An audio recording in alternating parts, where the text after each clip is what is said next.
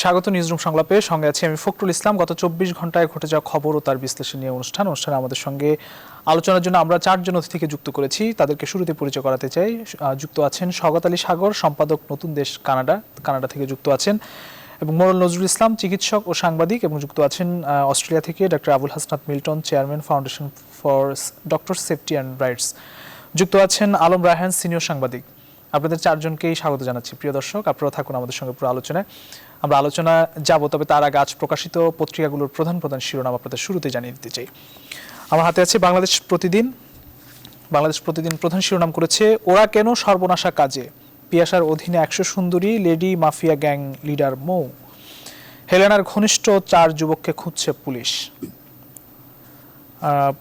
সম্প্রতি আসলে 3 জন সুন্দরী এবং একজন হেলেনা, তাকে নিয়ে এই শিরোনামটি করেছে। এবং আরও বেশ কয়েকটি শিরোনাম রয়েছে। সরকারি তদন্তে হুইপের এলাকায় টিকা বাণিজ্যের প্রমাণ। পুরোদমে চলছে টিকা। অক্সফোর্ডের টিকায় 98% অ্যান্টিবডি। অন্তঃসত্ত্বা নারীদের টিকা দেওয়ার সুপারিশ। টিকা না দেওয়া ব্যক্তিদের হাসপাতালে ভর্তির ঝুঁকি বেশি। রোহিঙ্গাদের ভোটাধিকার দেওয়ার চাপ। বাংলাদেশে ভারতীয় কোভ্যাক্সিনের ক্লিনিক্যাল পরীক্ষা শুরু হবে। ছিল বাংলাদেশ প্রতিদিনের শিরোনাম। আমরা কালের কণ্ঠ দেখে আসতে চাই। কালের কণ্ঠ প্রধান শিরোনাম করেছে, জালিয়াতির টিকাকাণ্ড, হুইপ শামসুলের চরম ঝুঁকিতে 2600 মানুষ। 2600 ডোজ টিকা বিক্রি করেন হুইপের ভাই। এটি প্রধান শিরোনাম করা হয়েছে। এবং আরও কয়েকটি শিরোনাম রয়েছে। সরকারি নির্দেশনা অমান্য, গার্মেন্টস মালিকদের বিরুদ্ধে ব্যবস্থা নেবে শ্রম মন্ত্রণালয়। পরবর্তী লকডাউন নিয়ে সিদ্ধান্ত আজ। টিকা না দেওয়া রোগীদের 10 গুণ বেশি মৃত্যু ঝুঁকি, আইসিডিডিআর ও বিএসএমএমইউর পৃথক গবেষণার ফল। শনাক্ত ও মৃত্যু ফের বেড়েছে। 24 ঘন্টায় মৃত্যু 246 জন, শনাক্ত প্রায় 16,000। ছিল কালের কণ্ঠের শিরোনাম। আমরা ডেইলি সান দেখে আসতে চাই। ডেইলি সান প্রধান শিরোনাম করেছে, rise prices rise, corona death infections গো বিয়ন্ড কন্ট্রোল। এই ছিল ডেইলি সানের শিরোনাম। আমরা সরাসরি আলোচনায় যেতে চাই। দেশের পরিস্থিতি নিয়ে আমরা একটু প্রথমেই ডক্টর মোরল নজরুল ইসলাম, আজকে আমরা দেখলাম যে একটি খবরে দেখলাম যে করোনা লকডাউনের যেই সময়সীমা, সেটি হয়তো আরও 7 দিন বাড়ানোর একটি সম্ভাবনা তৈরি হয়েছে। শোনা যাচ্ছে এমন কথা, শিল্প কারখানা খুলেছে। লকডাউনের এখনও যে শিথিল পরিস্থিতি আমরা লক্ষ্য করছি, কারণ শিল্প কারখানা খোলার পর থেকে আসলে অনেকটা শিথিল অবস্থা বিরাজ করছে। সেই বাস্তবতা আবারও লকডাউন বাড়ালে আসলে আমরা কতটা ফল পাবো বা উপকার পাবো বলে আপনার কাছে মনে হচ্ছে? আমাদের সংক্রমণের যে হার এবং আমাদের আজকের যে ডেথ ফিগারটা আমরা দেখছি যে ডিজি অফিস যেটা গত 24 ঘন্টায় দিয়েছে, সেটা কিন্তু যদি গত 7 দিনের পরিসংখ্যান আপনি আলোচনা করেন, তাহলে দেখবেন যে মোটামুটি কম বেশি একই আছে। আমরা কোনো পরিবর্তন দেখিনি, এবং এটা পরিবর্তন এই মুহূর্তে দেখার কথাও না। যেটা বিশেষজ্ঞরাও বলছেন, আমরাও বলছি যে যখন একটা ওয়েভ শুরু হয়, সেই ওয়েভটার যে আউটকামটা, এটা আসতে অ্যাটলিস্ট 2 উইকস সময় লাগে। যে আজকেই আপনি একটা ওয়েভ শুরু হলো, সেটা যে আপনি আগামীকালকে এটা রিফ্লেকশন পাবেন তা কিন্তু না। অর্থাৎ আমাদের এই যে এটাকে আপনি এক্সটেন্ডেড সেকেন্ড ওয়েভ বলেন আর থার্ড ওয়েভ বলেন আর যাই বলেন, এইটার যে ইফেক্টটা, এটা পেতে আমাদেরকে অ্যাটলিস্ট 2 উইকস ওয়েট করতে হবে কম বেশি, এবং তখন আমরা বুঝতে পারবো আসলে। কিন্তু এই মুহূর্তে যেটা আমরা দেখছি, যে আমাদের যে পরিসংখ্যান দেখছি, যে আমাদের টেস্ট যেগুলো করা হচ্ছে, এই টেস্ট কিন্তু 15-20 হাজারের উপরে আমরা যেতে পারছি না। সেখানেই বা 25,000, সেখানেই যদি আমাদের 15,000, 16,000, 17,000 করে আমাদের ডেইলি নিউ ইনফেকশন হয়, এবং ডেথ যদি মোর দেন 200 হয়, আজকে 246, এটা second highest of the year. এটা যদি হয়, তাহলে আমরা কোনোভাবেই ধরে নিতে পারি না যে আমাদের এইটা আরো বাড়বে না। তবে একটা কথা আমাদেরকে কিন্তু এখানে বলতে হবে, যে এই ধরনের স্পেকুলেশন যেটা বিশেষজ্ঞরা করেন, WHO করেন, বা বিভিন্ন আন্তর্জাতিক গণমাধ্যমও করেন, তা সবসময় সঠিক হয় না। যেমন এখানে আমি একটা পরিসংখ্যান আপনাকে দেই। যখন ইন্ডিয়াতে 4,000-এর উপরে পার ডে ইনফেকশন শুরু হলো, এবং ডেথ রেট যেটা একদম মানে হু হু করে বাড়ছিল, তখন আপনি জানেন অনেকগুলো ইন্টারন্যাশনাল অর্গানাইজেশন তারা কিন্তু তাদের যে ফোরকাস্ট করেছিল যে বাই জুলাই 6 লাখ ক্রস করবে, বাই আগস্ট তাদের ডেথ কিন্তু 10 লাখ ক্রস করবে, কিন্তু আলটিমেটলি আমরা যেটা দেখলাম সেই পরিসংখ্যানটা সেই ফোরকাস্টটা কিন্তু বিশেষজ্ঞদের কাজে লাগে নাই। ভারতে ডেথ রেট কিন্তু অনেক কমে গেছে এবং এটা 4 লাখের কিছু উপরে আছে এবং ইনফেকশন রেটও কমে গেছে। অর্থাৎ আমরা এই মুহূর্তে বলতে পারবো না যে আসলে এটা আজকে যদি আপনি আরেকটা কিন্তু আমরা যে বিষয়টা যদি দেখেন, আমরা একটু যদি আপনার সঙ্গে যুক্ত করি যে আমরা যে ঈদের আগে আসলে আমরা যে লকডাউনটি ছিল সেটির ফলও কিন্তু আমরা পাইনি। আপনি 2 উইকসের কথা বলছিলেন। জি হ্যাঁ, সেটাও আমরা পাইনি। অর্থাৎ আমাদেরকে আরো একটু ওয়েট করতে হবে যে এটা এটা বাড়বে না আমরা এই জায়গাতেই এটাকে কনফাইন করতে পারবো, এখান থেকেই ঠেকাই দিতে পারবো, কিন্তু সেটা কিন্তু আপনি বলতে পারবেন না। এই জন্য বলতে পারবেন না কারণ আমাদের বিশেষজ্ঞরা যতবার যত কিছু বলেছে এর অনেকগুলোই কিন্তু সঠিক হয় নাই, এবং সেই ক্ষেত্রে যদি আপনি বিবেচনা করেন তাহলে আমাদেরকে ধরে নিতে হবে যে আমাদের একটা ওয়েব সামনে যেটা এখন চলছে, এবং যে বাড়ি ফেরা এবং ঢাকা থেকে ঢাকা মানে বাড়ি থেকে ঢাকায় আসা, এই দুই যে জনস্রোতটা আমরা বিভিন্ন ফেরিঘাট, লঞ্চ ঘাট এবং যেখানে যে ধরনের গ্যাদারিং দেখছি, এটার একটা আউটকাম আসতে বাধ্য যদি আমাদের আগের যে স্ট্যাটিস্টিক্স গুলো যদি সেগুলো সঠিক হয়ে থাকে। এবং আরেকটা জিনিস আমাদেরকে এখানে অবশ্যই দেখতে হবে যে যেটা আপনি দেখবেন যে ইউএসএ, আমরা মাঝে মাঝে বাইরের উদাহরণ এই জন্যই দেই, ইউএসএ কিন্তু তারা রিসেন্টলি তাদের যে স্ট্র্যাটেজিটা চেঞ্জ করেছে, তাদের কিন্তু পার ডে প্রায় 100,000 কিন্তু তাদের হয়ে গেছিল, এবং যদিও আজকের সংক্রমণটা তাদের একটু কম আছে, কিন্তু সেখানে তারা বলছে যে না, তারা যে মাস্ক থেকে যে সরে আসা সেটা কিন্তু তারা আবার রিভিউ করেছে। তারা বলছে ইনডোরেও মাস্ক পরতে হবে, এবং তারা কিন্তু প্রিকশনারি যে মেজারমেন্ট গুলো সেখানে কিন্তু তারা আরো বাড়িয়ে দিয়েছে। আপনি ইসরায়েল যেটা সব থেকে বেশি টিকা দিয়েছিল, সে ইসরায়েল কিন্তু তারা বলছে যে না, আমাদের অবস্থা এখন খুব ভালো না, তারা কিন্তু বুস্টার ডোজে, থার্ড ডোজে তারা চিন্তা করছে। অর্থাৎ এই যে ডেল্টা ভেরিয়েন্ট যেটা, যে ভারতীয় ভেরিয়েন্ট যেটা আপনি কিছুদিন আগেও শুনেছিলেন যে WHO বলছিল 30টা দেশে এটা সংক্রমিত হয়েছে, অ্যাজ অফ টুডে আজকের রিপোর্ট হচ্ছে 193টা দেশে ডেল্টা ভেরিয়েন্ট ছড়িয়ে গেছে। অর্থাৎ এই যে ভয়াবহতা, এটা কিন্তু আমাদেরকে মাথায় রাখতে হবে। এবং আমাদের এখানে যে বিভিন্ন গবেষণাগুলো যেটা বলছে যে আজকে যেটা যেটা বঙ্গবন্ধু শেখ মুজিব মেডিকেল বিশ্ববিদ্যালয় এবং আইডিসিআর যে দুটা রিসার্চ করেছে, তারা সেটা সাংবাদিক সম্মেলন করে সেটা বলেছে, এটা আসার কথা যে অ্যাস্ট্রাজেনিকার যে ভ্যাকসিন সেটা আমাদের 98% অ্যান্টিবডি হচ্ছে, এবং আমাদের যাদেরকে ভ্যাকসিন দেওয়া 2 ডোজ কমপ্লিটলি দেওয়া হয়েছে তাদের ডেথ রেট 0.3%। এই আসার কথাগুলো কিন্তু আমাদেরকে মাথায় রাখতে হবে। আপনার কাছে এই কারণে আমরা একটু ডক্টর আবুল হাসনাত মিল্টন আপনার কাছে আসতে চাই। আসলে বেশ কিছু পরিসংখ্যানও দিলেন ডক্টর মোহাম্মদ নজরুল ইসলাম। আসলে কোনো ধরনের প্রেডিকশনই আসলে কাজে লাগছে না। বাংলাদেশে এখন যে বাস্তবতা, লকডাউন কিংবা স্বাস্থ্যবিধি আসলে একদম যে যাই বলি না কেন, কিন্তু সেটা বাস্তবায়ন হবে হচ্ছে কি হচ্ছে না সেটা আসলে আমরা সবাই আসলে জানি, কিন্তু আমার প্রশ্ন হচ্ছে যে এই বাস্তবতা, বাংলাদেশের যে ভয়াবহতা, সেটি আসলে শেষ কোথায়, কি বলবেন? ধন্যবাদ। আমার কাছে প্রথম থেকেই যেটা মনে হয়েছে যে বিজ্ঞান দিয়ে আমরা জনস্বাস্থ্য মোকাবেলায় বরাবরই অনীহা দেখিয়েছি।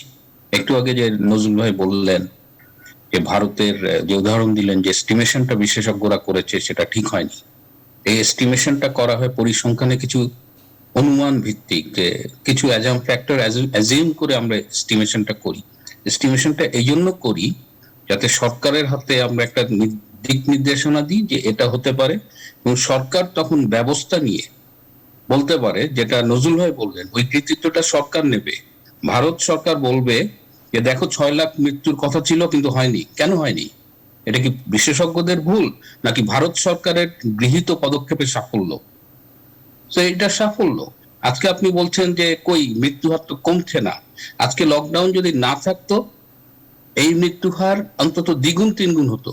লকডাউনের সাফল্যটা হচ্ছে কিনা এটা এত ইজি না। লকডাউন একটা কঠোর প্রক্রিয়া, এটি গ্রহণ করার আগে যে পূর্ব শর্তগুলো পূরণ করার কথা সেগুলো আমরা না করে আমরা প্রজ্ঞাপন জারি করে মনে করি যে লকডাউন হয়ে যাবে। সুতরাং লকডাউন, আমি বলি যে লকডাউন আমাদের মতো দেশে বা যে কোনো দেশের এক্সট্রিম একটা অবস্থান।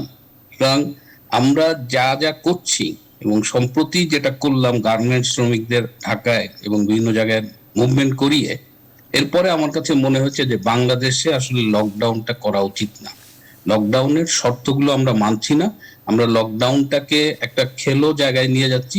বাংলাদেশের উচিত হলো যে আমাদের স্বাস্থ্যবিধিটাকে কি করে মানানো যায়। সেখানে আবার আমি চলে যেতে চাই যে মহামারীর যে নিয়ন্ত্রণের ক খ আছে সেটাও আমরা মানিনি। বাংলাদেশের মানুষের আচরণ পরিবর্তনে, জনসচেতনতা বৃদ্ধিতে 2020 সালের ফেব্রুয়ারি মার্চে যে কার্যক্রমগুলো নেওয়া উচিত ছিল সেইগুলো 21 সালের অগস্টে আমরা নেইনি। বাংলাদেশের গ্রামের মানুষ, তৃণমূল মানুষ, শ্রমিক মানুষ, এরা কাদের কথা শোনে? এরা গ্রামের মানুষ শোনে ইউনিয়ন চেয়ারম্যানের কথা, মাদ্রাসা শিক্ষকের কথা, স্কুল শিক্ষকের কথা। সেই মানুষগুলোকে আমরা সোশ্যাল এলিট বলি আমাদের কেতাবি ভাষায়। বা ঢাকার গার্মেন্টস শ্রমিকরা কার কথা শুনে? এই মানুষগুলো যাদের কথা শুনে তাদের নিয়ে ওপিনিয়ন বিল্ড করে আমাদের জনসচেতনতা যদি আমরা 16 মাস ধরে বাড়াতাম, তাহলে আজকে কিন্তু এই মানুষজনকে আমরা বলতাম না যে মাস্ক পরে না, এই করে না। আমার মনে হয় যে লকডাউন আপনি শিথিল করেন কিংবা করেন না, কারণ আমরা লকডাউনটা না পারছি পালন করতে, না মানুষ গ্রহণ করছে। সুতরাং আমাদের আরো পরিকল্পিতভাবে এই কাজগুলো করতে হবে। আর যদি লকডাউন করেন তাহলে লকডাউনটা 2 সপ্তাহের জন্য সিরিয়াসলি করেন, এবং এটা তো প্রমাণিত যে লকডাউন হ্যাজ অ্যান ইফেক্ট। এই বিতর্ক নতুন করে আনার দরকার নাই যে বাংলাদেশে লকডাউন কাজ করছে না, অবশ্যই কাজ করছে।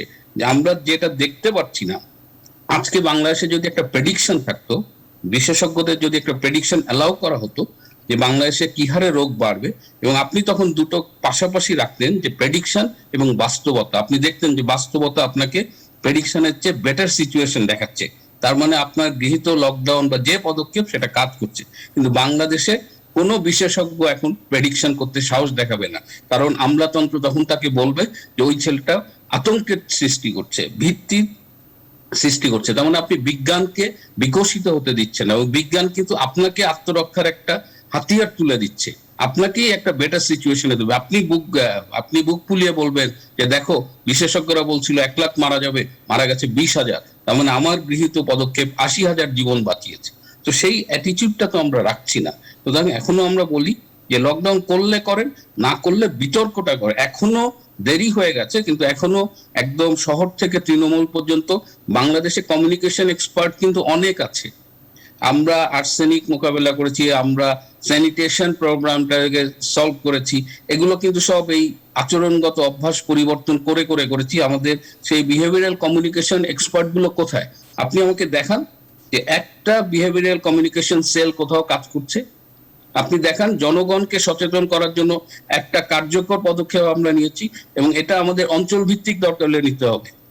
যে প্রক্রিয়াটা পাহাড়ি অঞ্চলে কাজ করবে সেই প্রক্রিয়াটা হাওড়ে কাজ করবে না, যে প্রক্রিয়া গোপালগঞ্জে কাজ করবে সেটা উত্তরবঙ্গে কাজ করবে না। এই যে এরিয়া ভিত্তিক যে কাজগুলো, এই কাজগুলোর যে পরিকল্পনা, সেই মহাযজ্ঞ তো আমরা দেখছি না। আর পাশাপাশি একটা জিনিস যেটা গভর্নমেন্ট অত্যন্ত সাকসেসফুলি মাঝখানে একটু বিঘ্নিত হলেও করছে, সেটা হলো টিকা।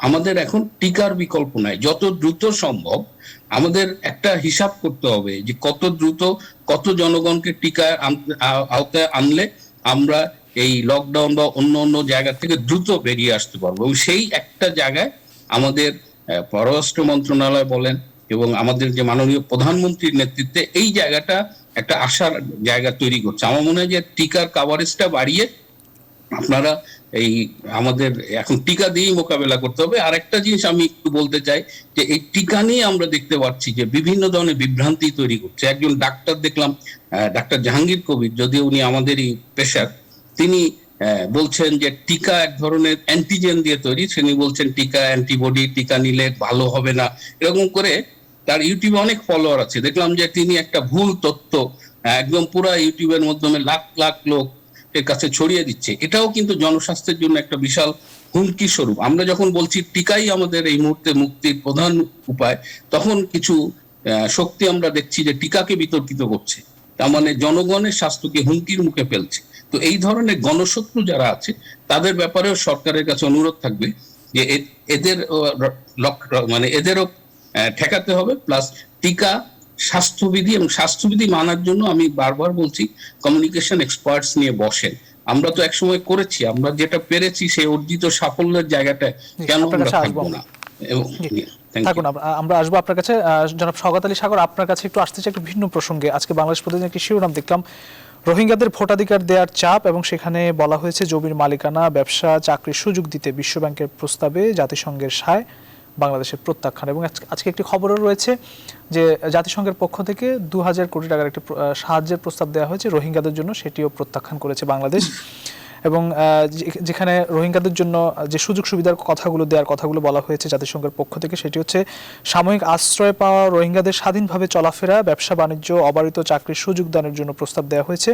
রোহিঙ্গারা যেন দেশের যে কোনো স্থানে জমির মালিকানা ও আইনি অধিকার নিয়ে বসবাস করতে পারে, সে কথাও বলা হচ্ছে আসলে। এবং ভোটাধিকার দানের জন্য প্রস্তাব দেওয়া হয়েছে। আসলে এটি আসলে কোন দিকে যাচ্ছে, কি বার্তা দিচ্ছে আসলে, যেখানে তারা শরণার্থী হিসেবে বাংলাদেশে আশ্রয় পেল, যাদের আসলে খুব অতি দ্রুত মায়ানমারে ফিরে যাওয়ার কথা, বাংলাদেশ অনেক চেষ্টা করে যাচ্ছে, কিছু কিছু দেশ সহযোগিতা করেছে, এখন ঠিক উল্টো বিষয় ঘটলো, আসলে কতটা উদ্বেগের, কি বলবো? এই প্রসঙ্গে যাওয়ার আগে আমি একটু ডক্টর মোরাল নজরুল ইসলাম যে কথাটি বলেছেন সেই প্রসঙ্গে আমি একটু মন্তব্য করতে চাই। কারণ মুশকিল হচ্ছে কি, যে কোভিড এর সময় আমরা মানে নানা যেটি আমাদের আবুল হাসনাত মিল্টন যে কথাটি বললেন, যে আমরা যখন কথা বলি, আমরা যদি ফ্যাক্ট বেসড কথা না বলি, সায়েন্স বেসড কথা না বলি, মানুষের কাছে একটা রং বার্তা যায় এবং একটা বিভ্রান্তি তৈরি হয়। ডক্টর মোরাল যে কথাটি বললেন যে বিশেষজ্ঞরা অনেক ফোরকাস্ট করেছেন এবং সেই ফোরকাস্ট কোনোটি সত্যি হয়নি, আপনি যখন এই স্টেটমেন্টটি দেন, সেই স্টেটমেন্টটি আসলে সর্বৈব একটি রং স্টেটমেন্ট এবং মানুষের মধ্যে একটি ভুল বার্তা যায়। দেখেন, কোভিড নিয়ে নানা দেশে, এটি বিশ্বের বিভিন্ন দেশে একটি মডেলিং করা হয়। মডেলিংটি করা হয় যে সরকারের কি ব্যবস্থা নেওয়া উচিত এবং সেই ব্যবস্থা না নিলে পরিবেশটি কি হবে এবং সেটি ঠেকানোর জন্য কি কি ব্যবস্থা নিতে হবে, পুরো কমপ্লিট একটি মডেলিং করা হয়। উনি যেটিকে ফোরকাস্ট বলছেন সেটি আসলে একটি কমপ্লিট মডেলিং, এবং সেই মডেলিংটি দেওয়ার সঙ্গে সঙ্গে সরকারকে কি কি করতে হবে, কি কি পদক্ষেপ নিতে হবে সেটি বলে দেওয়া হয়েছে। ভারত, কানাডা, আমেরিকা, বিশ্বের প্রত্যেকটি দেশ সেই ব্যবস্থাপনাগুলি যখন তারা অনুসরণ করেছে এবং অনুসরণ করার কারণে তাদের ফোরকাস্টটি শেষ পর্যন্ত বাস্তবায়িত হয়নি। তার মানে কিন্তু এই না যে বিশেষজ্ঞরা যা বলছেন সেটি ঠিক হচ্ছে না, সেটি না। সেটি যদি আপনি বলেন তাহলে একটু বিভ্রান্তি তৈরি হয়। বিশেষজ্ঞরা যে পরামর্শ দিয়েছেন সেটি শোনার কারণেই তারা যেটি আশঙ্কা করেছিলেন সেটি হয়নি, এটি হচ্ছে মূল বার্তা। কাজে আমাদের কোভিড এর মতো বা যে কোনো মহামারীতে বক্তব্য দেওয়ার সময়, বার্তা দেওয়ার সময় একটু আমাদের সতর্ক হওয়া দরকার আছে। কারণ কোভিড নিয়ে সবচেয়ে বেশি বিভ্রান্তি আমরা ছড়িয়েছি, যেমন ডক্টর জাহাঙ্গীরের কথা বলা হয়েছে, এবং বাংলাদেশে বিশেষ করে আমরা কোভিডের শুরু থেকে অনেক ডাক্তারদেরকে দেখেছি, নানা রকম ওষুধ, নানা রকম এইটা, নানা রকম ট্রিটমেন্ট, অনেক কিছু হয়েছে। সেটি দিয়ে কিছু মানুষ ব্যবসা করেছে এবং যারা সাধারণ মানুষ তারা সর্বশান্ত হয়েছে এবং মানুষের মধ্যে বিভ্রান্তি ছড়িয়েছে। এখন আমি একটু যেই রোহিঙ্গার বিষয়টিতে আসি।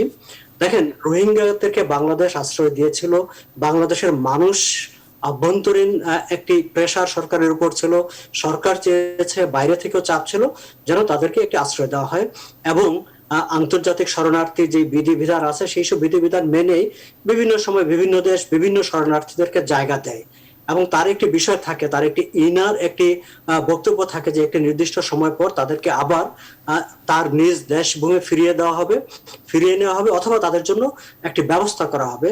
যে দেশ বিপদের সময় আশ্রয় দিল কেবল সেই দেশের উপর সবাইকে চাপিয়ে দেওয়া হবে, এটি কিন্তু আপনার যে আন্তর্জাতিক যে শরণার্থী রীতিনীতি তার সঙ্গে কিন্তু সঙ্গতিপূর্ণ নয়। এখন বিশ্বব্যাংক যে কাজটি করতে চাচ্ছে, বিশ্বব্যাংক মনে করছে যে আচ্ছা ঠিক আছে, তারা এখানে আছে, কাজে বাংলাদেশে যে খুব বেশি এটা নিয়ে বোধহয় সমস্যা হচ্ছে না, আমরা কিছু তাদেরকে সহযোগিতা দেবো, ওদেরকে এখানে একটা সেটেলমেন্ট ওখানে হয়ে যাক, যেটি খুবই রং, সেটি খুবই ভুল।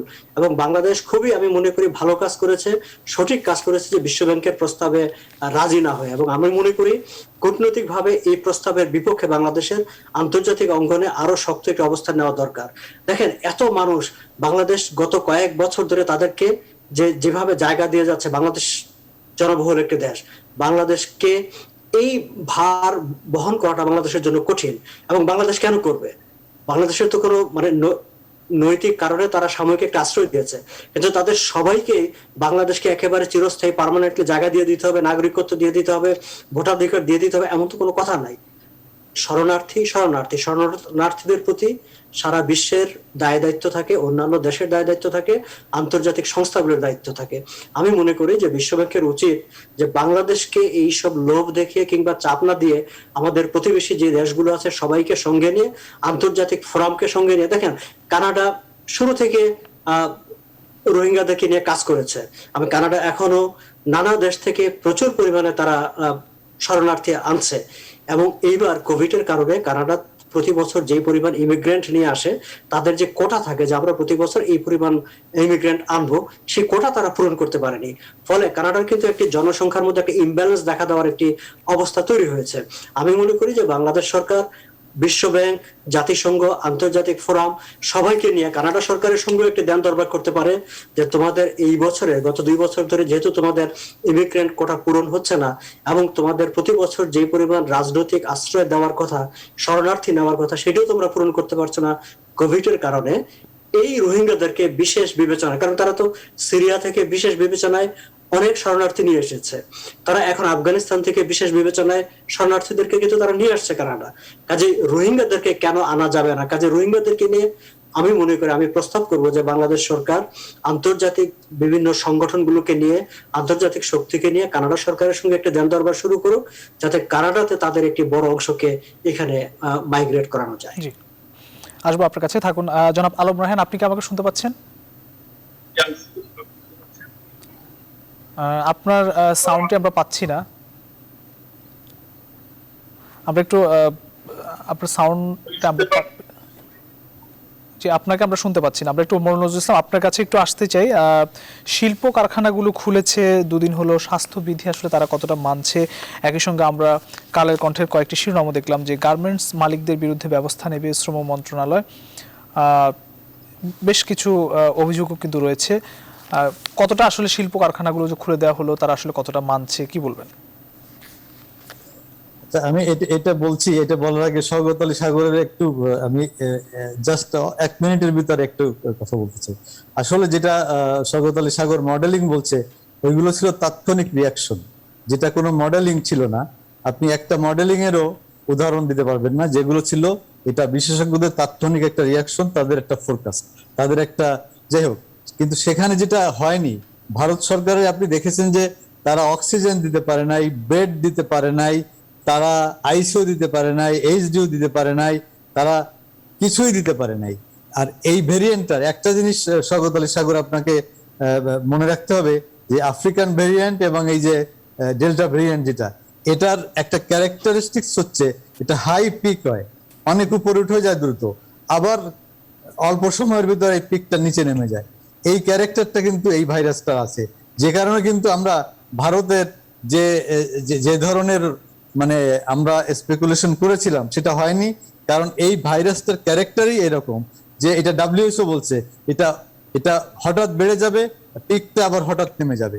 এবং আমাদের দেশে আমরা এজন্যই বলছি যে আমরা যেটা ফখরুল জানতে চাচ্ছেন যে আমরা কোন অবস্থায় যাব। আসলে আমরা যে খারাপের দিকে যাব না আমরা ওই জায়গার থেকে আরো নিচে নামবো, এই জিনিসটা কিন্তু এটা কেউ বলতে পারছে না। এটা আপনি একটি দেশের উদাহরণ দিতে পারবেন না যেখানে এটা এই যে 193টা দেশে ছড়িয়ে গেছে কোথাও। যেমন এই যে আপনি ইউকের কথা ভাবেন, যে 2 সপ্তাহ আগেও ইউকেতে যে এই ডেল্টা ভেরিয়েন্টটা বেড়ে গেছিল, আজকে দেখেন তাদের ডেথ একদম নিচে নেমে এসছে, আজকে তাদের ইনফেকশন রেটটা অনেক কমে গেছে। অর্থাৎ এই ভেরিয়েন্টটা এমনই একটা ভেরিয়েন্ট যেটা নিয়ে আমাদের কোনো মডেলিং বলেন, ফোরকাস্ট বলেন, স্পেকুলেশন বলেন, কোনোটাই কাজে লাগছে না। সেই জন্য আমি বলতে চেয়েছি যে আমরা আশা করছি যে এটা সরকার যে ব্যবস্থা নিচ্ছে লকডাউনের, যেটা মিল্টন যেটা বলেছে যে লকডাউনের তো অবশ্যই একটা ইফেক্ট থাকবে, লকডাউন না থাকলে এটা আরো বেড়ে যেত, এটার সাথে আমি একমত। কিন্তু আর একটা কথা আমাদেরকে মাথায় রাখতে হবে যে আমাদের যে অন্য দেশের থেকে আমাদের দেশের মানুষের ইমিউনিটিটা আমাদের কিন্তু অনেক হার্ড। আমাদের না এটা এটা এটা আপনি যেটা বলেন, যেটা একটা রিসার্চ যেটা ICJRB আগে করেছিল, যেটা আপনি জানেন যে আমরা অনেকবার বলেছি যে বস্তিবাসীর হবে না, সেখানে আমার হাতে একদম সময় শেষ পর্যায়ে, আপনি যদি আর 30 সেকেন্ড এইসব শেষ কথা করেন। বলে বলে কিন্তু আমরা বাংলাদেশকে আজকের এই অবস্থায় নিয়ে গেছি ডক্টর নজরুল ইসলাম। না না না, আমি বলছি যে তখন কিন্তু আইসিডিআরবি রিসার্চে 71% ঢাকায় কিন্তু ইমিউনিটি ধরা পড়ে, অ্যান্টিবডি ধরা পড়েছিল, 55% কিন্তু চট্টগ্রামে অ্যান্টিবডি ধরা পড়েছিল। অর্থাৎ আমাদের কিন্তু যে হারে ইনফেকশন হওয়ার কথা সেই হারে কিন্তু হচ্ছে না, আর যদি হয়েও থাকে ডেথ কিন্তু আমাদের অ্যারাউন্ড 20,000। এটা আপনি বিশ্বের অনেক দেশের থেকে যেখানে অনেক কম। আমি তার মানে বলছি না যে আমরা ভালো অবস্থায় আছি, আমি বলছি যে এটা আমরা এখনো একটা জায়গায় আছি, এটাকে যদি কন্ট্রোল করা যায় আর এটা যদি আর বাড়তে না দেওয়া যায়, এবং যদি যে পরিমাণ টিকা আমাদের মজুদ আছে এবং মাননীয় প্রধানমন্ত্রী যেভাবে এখানে 24 আওয়ার্স মনিটরিং করছেন, আমি বিশ্বাস করি যে বাংলাদেশের এই অবস্থাটা অনেক পিকে যাবে না। এটা যে অবস্থায় আছে এখান থেকে আমরা আমরা এমনটি আশা করতে নিচে চাই। নামতে পারবো। আমাদের সময় একদম হাতে শেষ পর্যায়ে। আমরা ডক্টর আবুল হাসনাত মিল্টন, আপনার কাছে একটু আসতে চাই। টিকার সংকট এখন আপাতত নেই, টিকা আসছে, টিকা প্রয়োগ চলছে, বয়স সীমা অনেকটা কমিয়ে আনা হয়েছে, কারণ সবাইকে টিকা দেওয়ার একটি প্রক্রিয়া চলছে। যদিও টিকা গ্রহণকারীর হার অনেকটাই এখনো কম, নিচের দিকে ভবিষ্যতে টিকা উৎপাদনের প্রক্রিয়াও চুক্তির পর্যায়ে রয়েছে, চুক্তি হচ্ছে। স্বয়ংসম্পূর্ণতা কিন্তু নিশ্চয়ই জরুরি। এই ক্ষেত্রে আসলে আপনার কি পরামর্শ আছে? আপনার শেষ বক্তব্য যদি 3 মিনিটে শেষ করেন। আমার পরামর্শ হলো যে যেটা বাংলাদেশ সরকার এই মুহূর্তে করছে সেটাকেই সমর্থন করে বলি, যে বিদেশ থেকে প্রযুক্তি এনে বাংলাদেশে টিকা উৎপাদন করা, যাতে আমরা প্রচুর পরিমাণ টিকা উৎপাদন করতে পারি। কারণ এই অসুখটা কতদিন থাকবে কিংবা এই লোকালয়ে থেকে যাবে কিনা, ফ্লু ভ্যাকসিনের মতো এটা আমাদের নিয়মিত লাগবে কিনা। এই মুহূর্তে বাংলাদেশে একটি প্রতিনিধি দল সালমান রহমান সহ অনেকে আমেরিকায় আছে, তারা আমেরিকান কোম্পানিগুলোর সাথে কথা বলছে। এর পাশাপাশি রিসেন্টলি একটা আলোচনা আমাদের অস্ট্রেলিয়ায় হচ্ছে, যে অস্ট্রেলিয়াও কিন্তু অস্ট্রাজেনিকা তৈরি করে, এবং অস্ট্রেলিয়া আমরা ফাইজার এবং অন্যান্য ভ্যাকসিন বেশি নিচ্ছি। তো আমাদের যে অস্ট্রাজেনিকা তৈরির যে ক্যাপাসিটিটা আছে, অস্ট্রেলিয়া বিভিন্ন পর্যায়ে আমরা আলাপ করে দেখেছি যে বাংলাদেশ কিন্তু টেকনোলজিক্যাল হেল্পটা অস্ট্রেলিয়ার থেকেও নিতে পারে। যদি বাংলাদেশ তার নিজের দেশে অ্যাস্ট্রাজেনিকা ভ্যাকসিনটা তৈরি করতে চায়, সেক্ষেত্রে অস্ট্রেলিয়া কারিগরি সহায়তা দিতে প্রস্তুত। এই আলোচনার জায়গাটা আমি বলবো যে টিকা এবং বাংলাদেশে সেটি প্রস্তুত করার জন্য যে উদ্যোগ নেওয়া হচ্ছে সেটি গুরুত্বের সাথে দ্রুততার সাথে করা উচিত। এটি এই মুহূর্তে আমার পরামর্শ। আর স্বাস্থ্যবিধি মানার জন্য আচরণটা পরিবর্তন করাতে হবে। একটা সেকেন্ড আপনার একটু যোগ করতে চাই যে আগামী বছর জনসন এন্ড জনসন বাংলাদেশকে 7 কোটি টিকা দিবে। শুধু জনসন এন্ড জনসন 7 কোটি টিকা দিবে। অর্থাৎ আমাদের কিন্তু টিকার যে চাহিদা এবং সেটা কিন্তু পূরণ হয়ে যাবে। জি, আমরা একটু একদম সর্বশেষ বক্তব্য যেন শওকত আলী সাগর আপনার কাছে আসতে চাই। আজকে একটি খবর রয়েছে যে ভূমধ্য সাগর থেকে পাচারের শিকার 250-র বেশি বাংলাদেশিকে উদ্ধার করা হয়েছে। গত 2 সপ্তাহ আগে দেখেছি যে 27 জন বাংলাদেশি মারা গেছে। তার আগে আমরা প্রায় সময় কিন্তু এই ধরনের ঘটনা দেখি। আসলে এই পাচারের সঙ্গে বা মর্মান্তিক এমন পরিস্থিতির পেছনে একটি চক্র কাজ করছে দীর্ঘদিন ধরেই, তাদেরকে আসলে কোনোভাবে নির্মূল করা যাচ্ছে না। আপনারাও বিদেশে থাকেন, আপনাদেরও আসলে সহানুভূতি রয়েছে। শেষ বক্তব্য কি বলবেন? না, পাচারের বিষয়টি অনেক বছর ধরে হচ্ছে, এটি নতুন কোনো বিষয় নয়। এবং সেটি হয় কি, যে যখন দেশের ভেতর কর্মসংস্থানের অনিশ্চয়তা থাকে, মানুষ তার খেয়ে পরে বাঁচা নিয়ে কোনো সন্দেহ সংশয়ের মধ্যে থাকে, তখন মানুষ একটি বিকল্প পথ খুঁজতে থাকে। এবং সেই কারণেই মানুষ নানা উপায়ে বিদেশে যাওয়ার চেষ্টা করে, এবং বিদেশে যাওয়ার এই যে চেষ্টাটা, সেই চেষ্টাটার সুযোগ নেই কিছু যাদেরকে আমরা দালাল বলি, কিংবা যাদের কিছু লোক অসাধু ব্যবসায়ীরা সেই সুযোগটি নেয়। সেই জায়গায় সরকারের বা বিদেশ বিষয়ক মন্ত্রণালয় আছে এবং শ্রম জনশক্তি বিষয়ক মন্ত্রণালয় আছে। তাদের মনিটরিংটি যদি শক্ত হয়, কঠোর হয়, এবং তারা যদি পুরো বিষয়গুলোকে নিয়ম কানুনের মধ্যে রাখতে পারেন, আমার মনে হয় যে এই বিষয়গুলি কমে আসার একটা সুযোগ তৈরি হয়। কিন্তু দেশের মধ্যে কাজ করে খেয়ে পরে বাঁচার সুযোগ যদি খুব বেশি তৈরি না হয়, মানুষ এভাবে বিদেশে যাওয়ার চেষ্টা করতেই থাকবে। জি, অসংখ্য ধন্যবাদ। জনাব আলম রায়হান, আপনি কি আমাকে শুনতে পাচ্ছেন? আমরা আসলে দুঃখিত আলম রায়হান, আপনাকে আমরা শুনতে পাচ্ছি না। আমাদের সময় একদম হাতে নিয়ে একদম শেষ। আমাদের সঙ্গে যুক্ত থাকার জন্য ডক্টর আবুল হাসনাত মিল্টন, মোহাম্মদ নজরুল ইসলাম এবং শওকত আলী সাগর, একই সঙ্গে আলম রায়হান, আপনাদের 4 জনকে আবারও ধন্যবাদ জানাচ্ছি। প্রিয় দর্শক, নিউজরুম সংবাদ এখানেই শেষ করছি। আবারও দেখা হবে আগামীকাল একই সময়। ভালো থাকবেন, সুস্থ থাকবেন। শুভরাত্রি।